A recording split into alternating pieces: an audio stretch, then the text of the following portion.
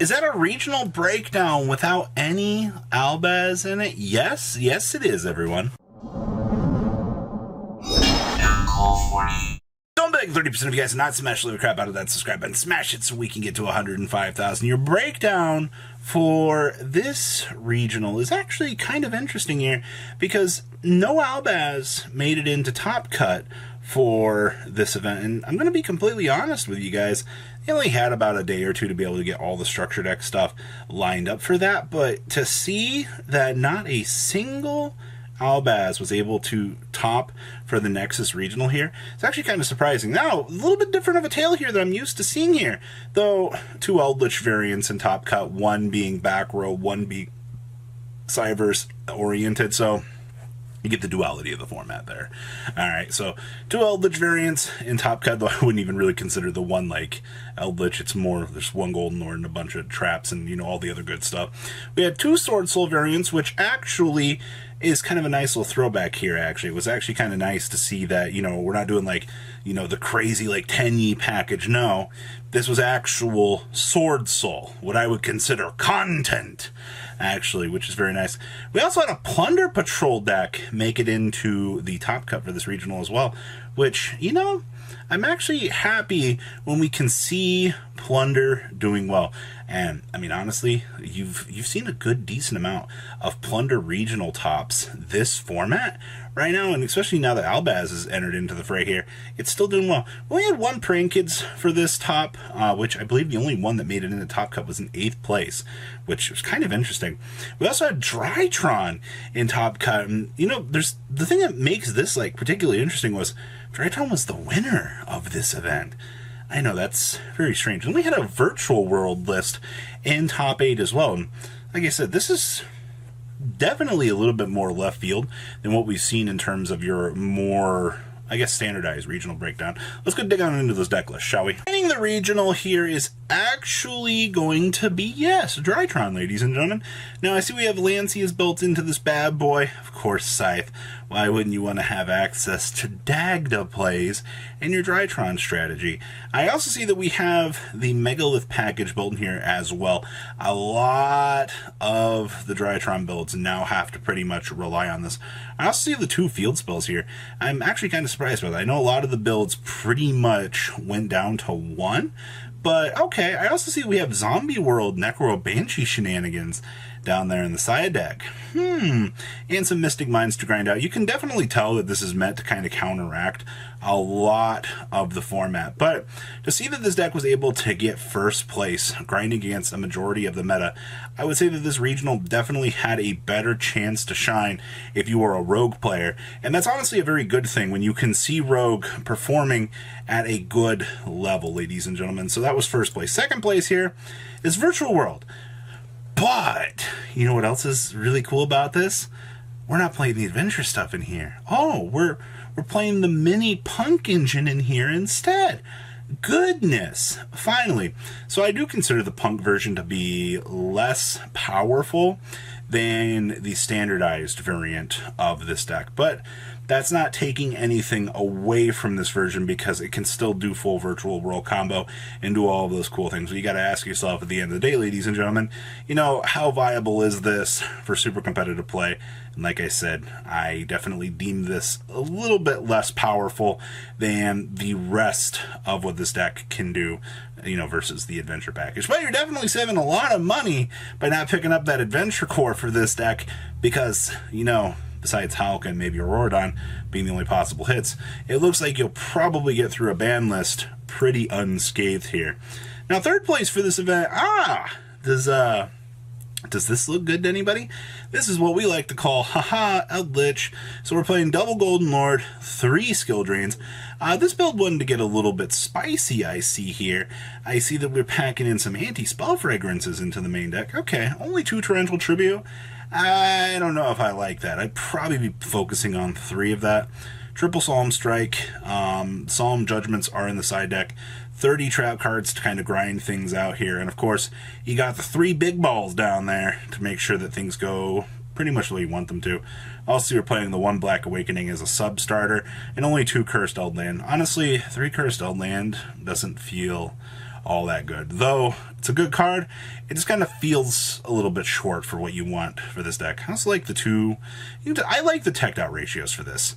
Everything looks pretty standardized for what I would want to see in an Eldritch deck. Now, on the flip side of the equation here, 4th place.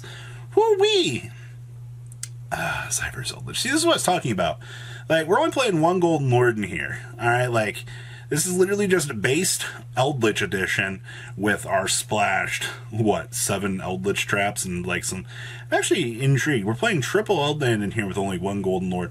We just decided that today was the day we woke up. We wanted to play 55 cards for our strategy. And there's nothing wrong with that, to be honest with you. Maximize Token Collector in the side deck, too. They did not want any fun allowed here. I also see that we're citing the Sanctum package in there along with the triple Lancia. If anything goes wrong, that Scythe and that Lancia will be touching down. I don't think there's any ifs, ands, or buts about that. Also interesting for the inclusion of the Signet mining in this. I guess they didn't anticipate a lot of Droll and Lockburn. There's nothing wrong with that, but so the main reason why a lot of people have kind of steered away from playing Signet mining in the deck is because of Droll. Alright, 5th place here is our first Sword Soul variant here. Now, straight off the bat, 3 Moyi, 2 Tai, 3 Long Yun. That is super standardized. I can also tell you that a lot of these builds did in fact go to the E-Telly. I think it was very early in the format that we saw the E-Telly version of this deck kind of come to light. And then it kind of just fell off because like the 10-Yi version was just deemed a little bit better by players at that point in time. But that's not taking anything away from this. I would say in terms of a more modernized build, this is what you're looking at. Also, 44 cards is fine. I also see we're not playing the Heavenly Dragon cycle, or it's the quick play spell card that lets you tribute off and rotate. We instead went for, I believe it's Vassal. Then we have one of the Monster Reborn spell card in there as well for Sword Soul. Huh. You know, this is actually pretty interesting in terms of ratios. I like this a lot. 6th place here. You see, we are playing the quick play spell card in this version. We also upped it to 47 cards. I guess the only real difference here is, this build's also not playing E-Telly. So, differences in list here. I guess you gotta decide if you want to play E-Telly or not, which I guess is up to you as the player that's deciding. We're also playing the Water 10-Yi in here too, which is also completely optional. The good thing is it's a level 4. Don't underestimate having another level 4 extender. I mean, it also acts as another water monster. Not like that's important or anything, but you have options available to you. But once again, when you have 2 different teched out versions here, you can compare between the 2 of these and see, well, maybe I don't want to go with this version, or maybe I do want to go with this version. Whichever one really tickles your fancy, I think, at the end of the day here. 7th place, Plunder Patrol. And, of course, you get to see the Rite of Armesia package shining here. Isn't it great that you can do all your Plunder Patrol shenanigans and then just set up an Omni Negate and then laugh at your opponent? It actually is very surprising to me how resilient this deck actually is. I also like the one Phantasme down here in the side deck. Okay, we have a lot of spell and trap card hate in the side deck. Holy moly. We are maxing out on triple Twin Twister and Harpy's Feather Duster. And we got the Dark Ruler No Mores in that side deck. Okay, so whatever the opponent thinks that they're going to be doing, nope. It looks like, you can definitely tell, there's a lot of bad matchups that this duelist has had in their time. They definitely designed this. Also, those hand traps are very, very heavy in the main deck. Alright, I don't see anything else really too out of the ordinary for this, but this is about what I would expect right now. And the last list here we had was, of course, 43 card Praying Kids.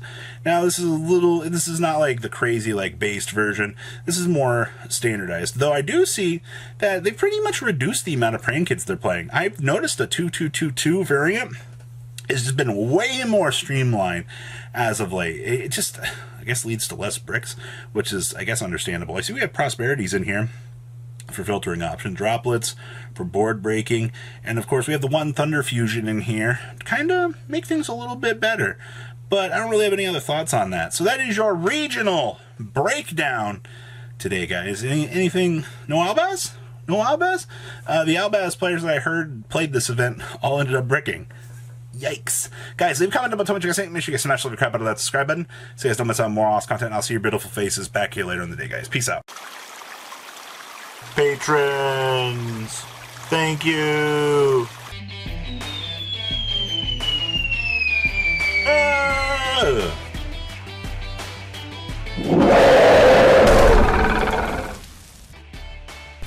Thank you so much for watching. Check out these other videos.